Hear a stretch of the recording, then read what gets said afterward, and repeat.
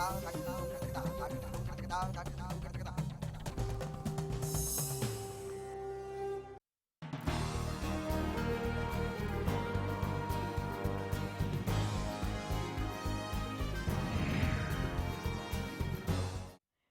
देख रहे हैं आप हरियाणा न्यूज। बड़ी खबर के साथ मैं हूं रेणु कैलाश। लेकिन इस वक्त की एक और बड़ी खबर का रुख कर लेते हैं। यमुनानगर में एक बच्चे की मौत पर डॉक्टर की जमकर धुनाई की गई है। गलत नस से खून निकालने से बच्ची की मौत हुई है, ऐसा आरोप लग रहे हैं। गलत नस से खून निकालने के बाद 2 दिन तक बच्ची तड़पती रही और बाद में उसकी मौत हो गई। गुस्साए पर जिन्होंने डॉक्टर की जमकर धुनाई की।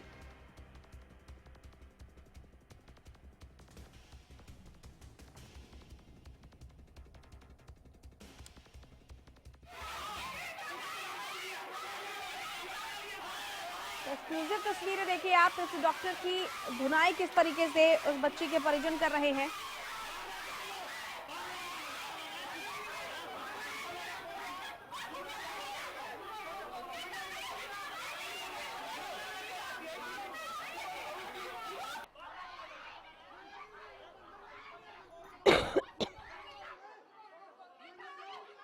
हरीश कोहली हमारे साथ फोन लाइन पर जुड़ गए हैं।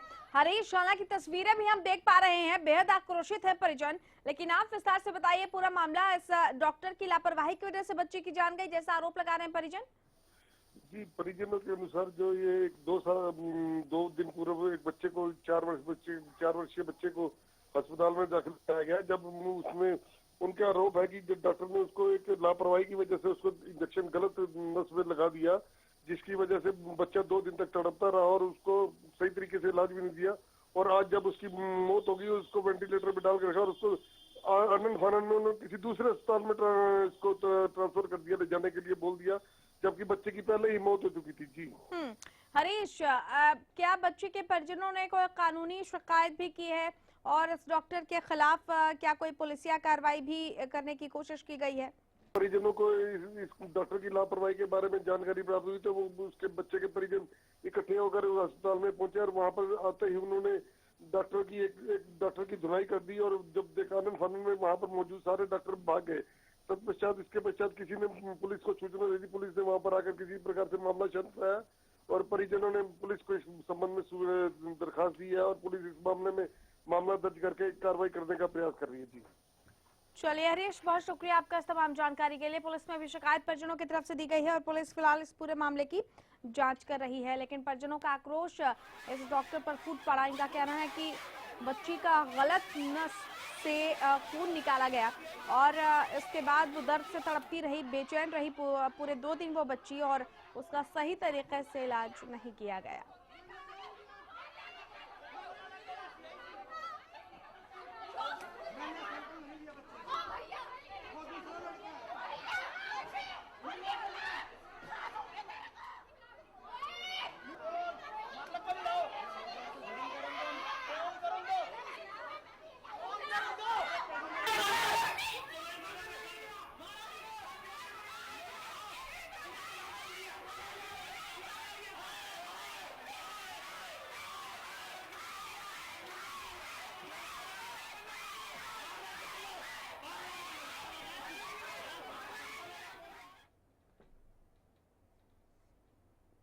चलिए बड़ी खबर का रुख कर लेते हैं। बड़ी खबर में आज हम बात करेंगे गरीबों के हक पर पड़ रहे डाके की।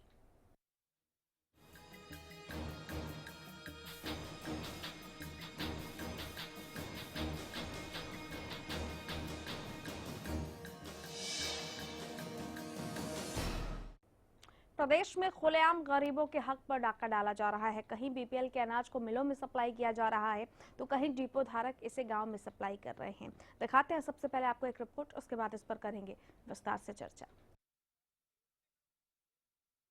गरीबों के हक पर कोटेदार का डाका, खाद्य एवं आपूर्ति विभाग की बड़ी लापरवाही।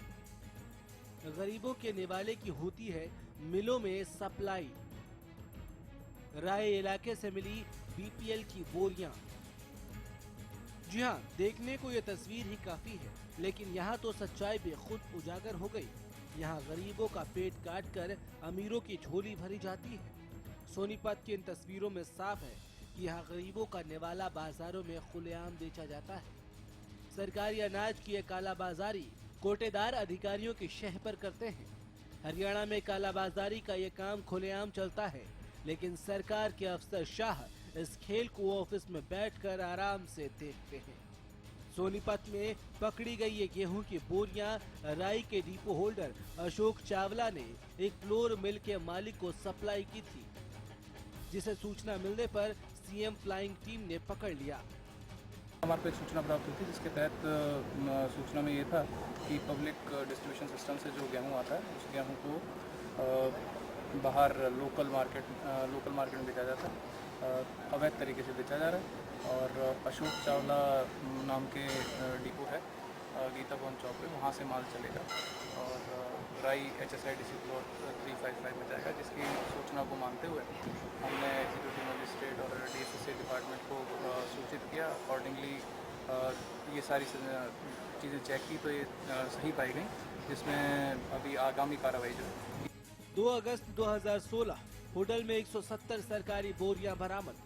22 जुलाई 2016 कोसली में 34 सरकारी अनाज के कट्टे बरामद। खाद्य सुरक्षा अधिनियम के तहत प्रदेश में करीब 83 लाख राशन कार्ड धारक, 9,307 डिपो कार्ड धारक कार्यरत हैं। 2016 में अनियमितता करने वाले 31 राशन डिपो धारकों के लाइसेंस रद्द किए गए। 90 डिपो धारकों की 4.06 लाख रुपए की गारंटी जब्त की गई। अधिकारी इस मामले में अपनी संजीदगी दिखाने में लगे हुए हैं, लेकिन सवाल ये कि इतने बड़े पैमाने पर कालाबाजारी के इस खेल को अंजाम दिया जाता है और प्रशासन को इसकी भनक तक नहीं पड़ती, तो क्या माना जाए कि गरीबों के हक पर डाके की इस फहरिस्त में जिला आपूर्ति विभाग के अफसर भी शामिल हैं? योजनाओं को अमली जामा तो सरकार के नौकरशाही द्वारा ही पहनाया जाता है। Bureau report, Haryana news. चलिए, संवाददाता योगेश सूद हमारे साथ फोन लाइन पर जुड़ गए हैं। योगेश, विस्तार से बताइए, फिलहाल इस पूरे मामले में कार्रवाई क्या की गई और अब क्या कार्रवाई की जा रही है? देखिए, अभी तो सीएम ने कल देर रात DSP अजीत सिंह के नेतृत्व में ये बहुत बड़ा मामला पकड़ा है, जिसमें 100 के लगभग तो BPL गेहूं की बोरियां पकड़ी गई हैं और 1000 खाली कट्टे बरामद वहां से हुए हैं। और उम्मीद ये है कि और भी बहुत सारे हजारों कट्टे जो गायब कर दिए गए फैक्ट्री में, आटा मिल में पहले भी आते जाते रहे होंगे। बहुत पुराना मामला चल रहा है भ्रष्टाचार का। तो इस मामले में केस दर्ज कर दिया गया है राई थाने में। और फिलहाल जो खाद्य आपूर्ति विभाग है वो इस मामले में कुछ भी बोलने से बच रहा है। हालांकि हमने उनसे बात करने की कोशिश की तो वो कह रहे जांच का विषय है, क्योंकि ये सारे खाद्य आपूर्ति विभाग में बता सभी के सभी आपस में मिले होते हैं और धड़ल्ले से ये कालाबाजारी का काम बहुत समय से चल रहा है। और एक क्लर्क के पास एक ऑडी कार में घूमते हुए आप उसे देख सकते हो, एक मर्सिडीज बेंच में घूमते हुए देख सकते हैं, जो कि क्लरिकल पोस्ट पे इंस्पेक्टर है, जो मिट्टी का तेल बेचता है। इस पूरा का पूरा सिस्टम भ्रष्ट है इनका। ये तो पहली बार गाय बगाई आज मामला पकड़ा गया है। कुछ दिन बाद लिपापोती कर दी जाएगी और इस मामले को रफा दफा करने की कोशिश की जाएगी। चलिए योगेश, बहुत शुक्रिया आपका इस तमाम जानकारी के लिए। संवाददाता योगेश सूद हमारे साथ जुड़े हुए थे और बता रहे हैं कि किस तरीके से गरीबों के निवाले पर डाका डाला जा रहा है। हमारे साथ वरिष्ठ पत्रकार अमित नेहरा भी इस वक्त स्टूडियो में जुड़ चुके हैं। इनसे हम बातचीत कर बहुत कुछ समझने की कोशिश करेंगे कि आखिर ये जो अनाजों की कालाबाजारी हो रही है ये आखिर कब रुकेगी। बहुत स्वागत है अमित जी आपका। इस पूरे मामले को आपने देखा, हालांकि पहली बार नहीं है जब इस तरह की कोई खबर सामने आई हो, लेकिन सवाल यह है कि इस तरह की खबरें सामने आने के बाद खाद्य आपूर्ति विभाग की तरफ से कई बार कार्रवाई की जाती है और कई बार उनके भी अधिकारियों पर मिलीभगत के आरोप लगते हैं। ये सिलसिला थमने का नाम नहीं ले रहा। देखिए रेणु, मैं तो ये कहूँगा कि जो PDS है सिस्टम है, ये सारा ही धांधली भरा सिस्टम है अभी तक। हालांकि जिस उद्देश्य के लिए बनाया गया था वो उद्देश्य पूर्ण रूप से खो चुका है। ये BPL धारकों को सस्ती रेट पे अनाज देना और सरकारी स्तर पे ये चलता है अनाज सस्ते रेट पे और वो महंगे भाव में खुले बाजार में बेच दिया जाता है, आटा बना के या सीधे गेहूं ही। तो मेरा तो कहना यही है, सजेशन यही है, कंप्यूटराइजेशन होना ही सबसे बड़ा हल है, इसका सबसे बड़ा उपाय है। जिस तरह पेंशन धारकों की कंप्यूटराइजेशन की गई पूरे प्रदेश में, तो उसमें काफी बड़ा घपला सामने आया कि जेन्युइन कितने आदमी बचे जो पेंशन ले रहे थे। तो इसी तरह जितने भी ये धारक हैं बीपीएल कार्ड धारक, तो उनको भी आईटी से जोड़ना चाहिए सरकार को। तो रोजाना ये पता लगता रहे कि किस आदमी को राशन मिल चुका है, कितना मिल चुका है, और एक यूनिक आईडी नंबर हो हर एक बीपीएल कार्ड धारक का, तो ये बहुत जल्दी इस पे अंकुश लग सकता है। लेकिन क्या है कि मैनुअली काम होता है, उसमें पता ही नहीं चलता। रिकॉर्ड मुख्यालय तक जाते हैं, उसको देखने की कोई जहमत उठाता नहीं किसको मिला है किसको नहीं मिला है, और किसने वैसे ही फर्जी साइन कर रखे हैं। तो इसका तो सबसे बड़ा उपाय यही है कि कंप्यूटराइजेशन हो सारे मामले का। चलिए लौटेंगे आपके पास। डॉक्टर संजय शर्मा हमारे साथ बीजेपी से और केवल ढींगरा हमारे साथ कांग्रेस से इस वक्त दो खास मेहमान जुड़ गए हैं। डॉक्टर संजय, आपके पास आना चाहूंगी। बीपीएल योजना जो कि गरीबों के लिए चलाई गई, और ये बातें सरकार की तरफ से कही जाती हैं कि पूरे तरीके से सिस्टम में पारदर्शिता है, बीजेपी सरकार पारदर्शिता की बात करती है, लेकिन भ्रष्टाचार जड़ से खत्म नहीं होता है। हम आपको बताएं कि तकरीबन हर रोज बीपीएल अनाज की कालाबाजारी की खबरें आती हैं। कहीं पर 1000, कहीं पर 2000, कहीं पर 3000 बोरियां पकड़ी जाती हैं, जो या तो मिलों में सप्लाई की जाती है या उनका खुलेआम कहीं पर उनकी बिक्री चल रही होती है। डॉक्टर संजय, आखिर इन तमाम चीजों पर लगाम कैसे लगेगी, कैसे लगाएगी सरकार? नहीं, ये जो पकड़ा गया है ये लगाम लगाने की दिशा में एक कदम है। भारतीय जनता पार्टी की सरकार ने जो कहा है वो कर कर दिखा रहे हैं। अगर ये लोग पकड़े गए हैं, अगर सरकार की नीयत ऐसी है तभी तो लोग पकड़े जा रहे हैं।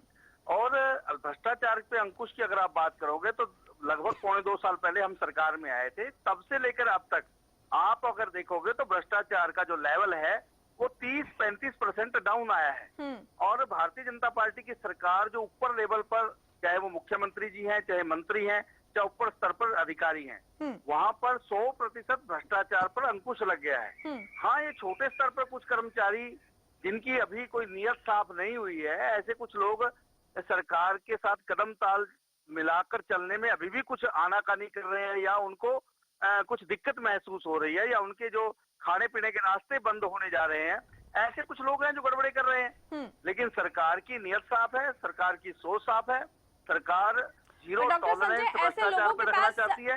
इसी कारण से इस तरह की कार्रवाइयां हो रही हैं। ऐसे लोगों के पास वो मैसेज नहीं जा रहा। आपने कहा कि अगर सरकार की नियत है और अधिकारी सजग है तभी ऐसे लोग पकड़े जा रहे हैं, लेकिन ऐसे लोगों में कोई खौफ नहीं है इस तरह की कालाबाजारी करने में। वो खौफ कैसे पैदा होगा कि भ्रष्टाचार पनपने ही ना पाए, उगने ही ना पाए, जड़ से उसको खत्म कर दिया जाए। ये जो ईमानदारी है या ये जो पारदर्शिता है, ये अपने अंदर आए कैसे? क्योंकि इसका कोई खौफ ना तो सरकार का ना प्रशासन का ऐसे लोगों में दिखाई देता है, क्योंकि कई बार अधिकारियों पर भी मिलीभगत के आरोप लगते हैं।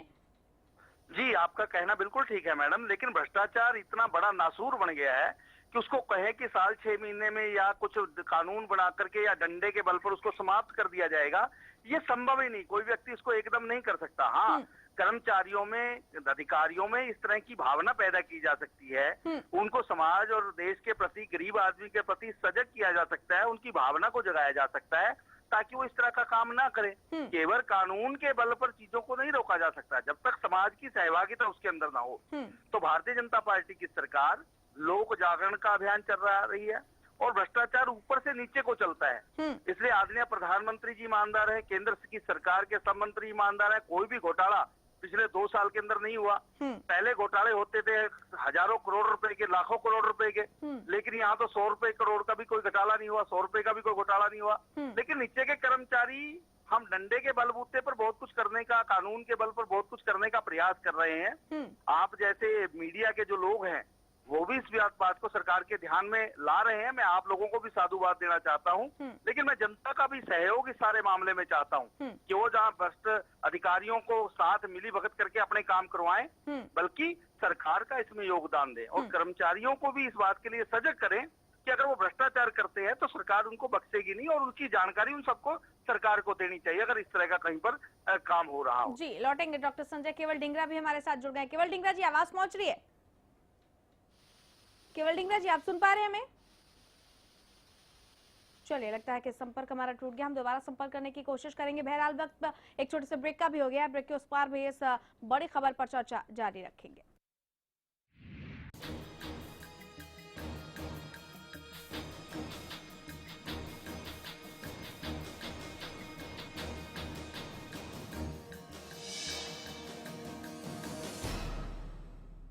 बहुत कर लिया केमिकल पर विश्वास, अब बिलीव व चट्टान मिलकर करेंगे सफेद मक्खी व रस चूसने वाले कीटों का विनाश। Holi heart advanced cardiac care and research centre. 4 cardiologist हृदय रोग विशेषज्ञ की टीम है, 24 घंटे तत्पर रहते हैं। अत्याधुनिक मशीनों, वेल क्वालिफाइड डॉक्टर्स की बेहतरीन टीम के साथ यहाँ का सपोर्टिंग स्टाफ मरीजों का रखता है पूरा ख्याल। हमारा लक्ष्य है सभी मरीजों को उनकी कैपेसिटी के हिसाब से समय रहते विश्व स्तरीय इलाज प्रदान करना। फ्लैट पैनल चैथ लैब के साथ साथ हाईटेक ICCU की सुविधा भी उपलब्ध है।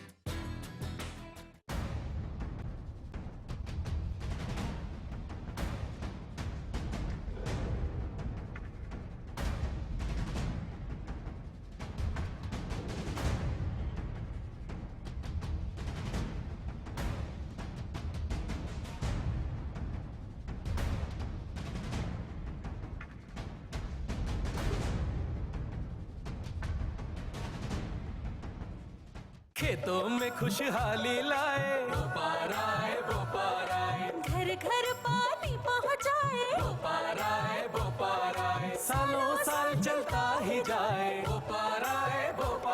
कम वोल्टेज में भी मोटर स्टार्ट करे बेआवाज, सालों साल चलने वाला बोपाराय मोटर स्टार्टर। सिरसा में अब खत्म हुआ अंतर्राष्ट्रीय स्तर की शिक्षा का इंतजार। MDLR ग्रुप लेकर आए हैं MDK इंटरनेशनल स्कूल। हरियाणा के हरित क्षेत्र सिरसा में विश्व स्तरीय शिक्षा की खास पहचान। MDK international school Cambridge university London से जुड़े सिरसा के इस पहले रेसिडेंशियल कम डे बोर्डिंग स्कूल के डायरेक्टर हैं कैम्ब्रिज एग्जाम्स के आकलनकर्ता मिस्टर लॉरेंस फ्रे। विश्व स्तरीय शिक्षा के साथ MDK स्कूल में है एयर कंडीशन कैंपस और दूसरी आधुनिक जरूरी सुविधाएं, पुस्तकों से परिपूर्ण लाइब्रेरी और एक स्पेशियस कैफेटेरिया जिसमें बच्चों के लिए मिलेगा हेल्दी खाना। MDK इंटरनेशनल स्कूल की विश्व स्तरीय खेल एवं अन्य सुविधाएं आपके बच्चों का स्वास्थ्य एवं चहुमुखी विकास सुनिश्चित करती हैं। तारकेश्वरम धाम के नजदीक रानिया रोड सिरसा में। अधिक जानकारी के लिए संपर्क करें।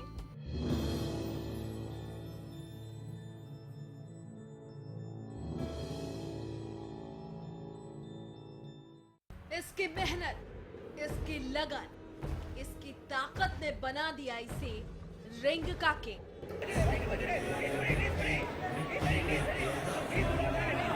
600 खिलाड़ी और हरियाणा का एक शील्ड।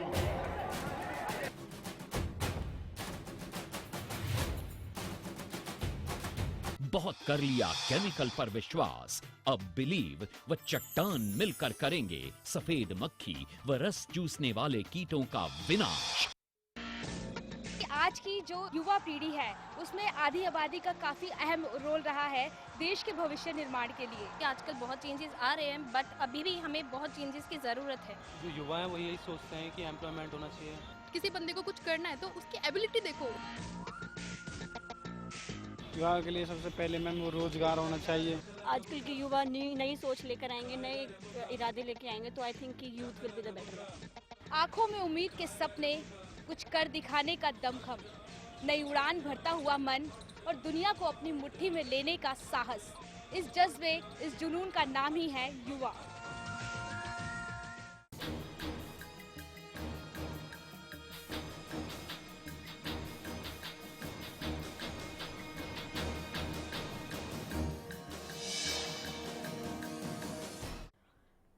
चलिए, BPL अनाज की कालाबाजारी की बात आज हम बड़ी खबर में कर रहे हैं कि ये अनाज की कालाबाजारी आखिर क्यों हो रही है और कैसे इस पर लगाम लगाई जाए।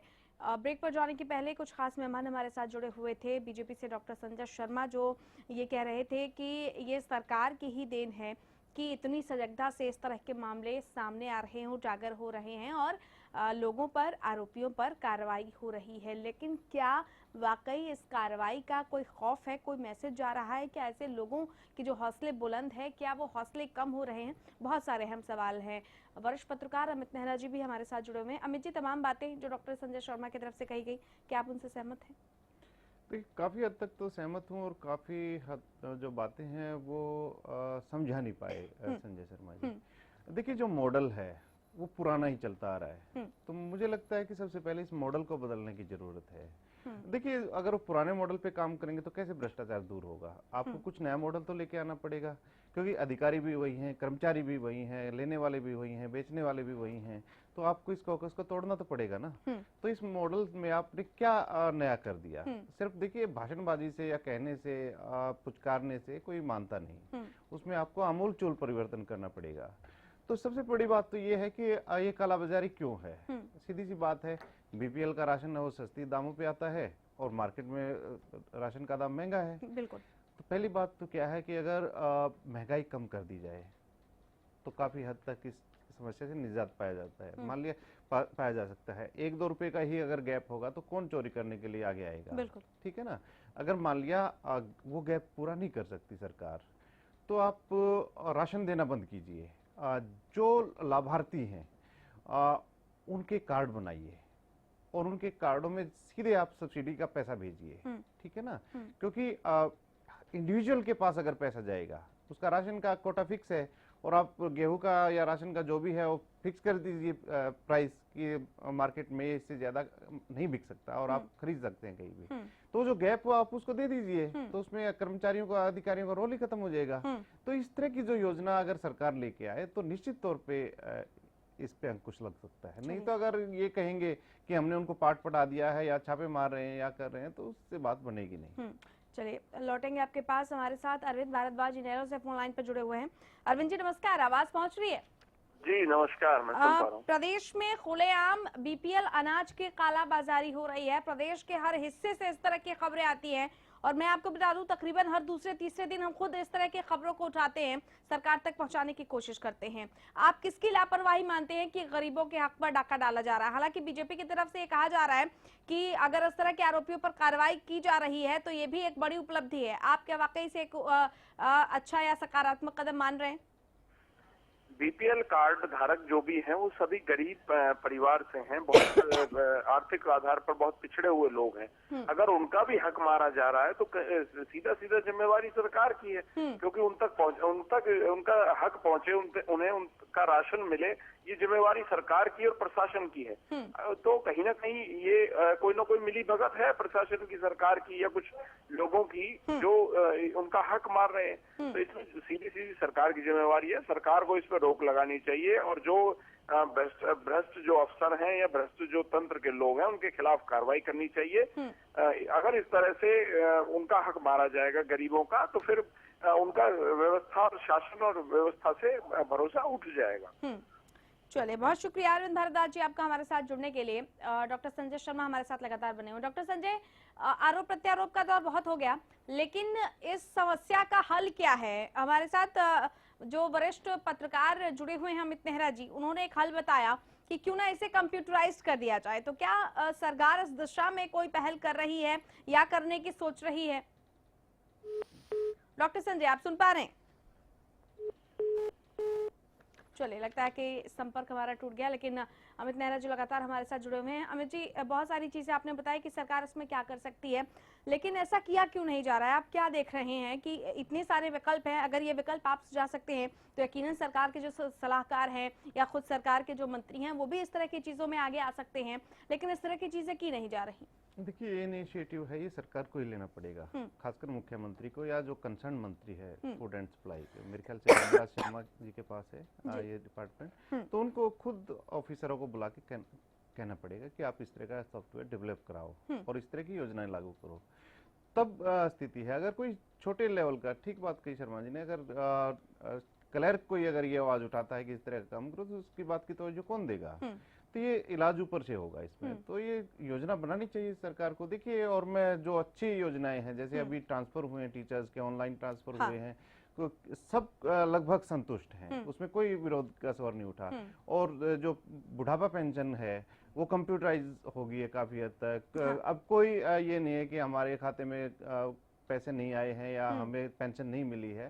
तो धीरे धीरे क्या है कि सभी चीजों का और भ्रष्टाचार का इलाज एक ही है कि आप जितना ज्यादा कंप्यूटराइजेशन में जाओगे, मानवीय हस्तक्षेप जितना कम होगा, चेन में आदमी जितने कम होंगे, उससे भ्रष्टाचार की गुंजाइश कम होती चली जाएगी। चलिए अमित जी, बहुत शुक्रिया आपका इस खास चर्चा में शामिल होने के लिए। तो एक बहुत अच्छी बात कि जितना मानवीय हस्तक्षेप कम होगा उतनी ज्यादा भ्रष्टाचार की दर में गिरावट आएगी, लेकिन क्या सरकार इस बात को लागू करेगी, देखना दिलचस्प होगा। बड़ी खबर में फिलहाल इतना ही। नमस्कार।